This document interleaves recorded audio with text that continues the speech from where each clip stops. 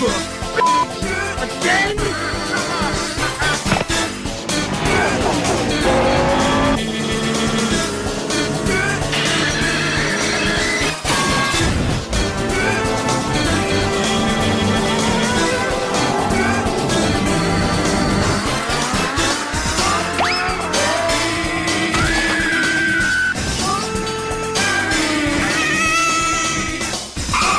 That's what you get when the formaggio is crashed at one time.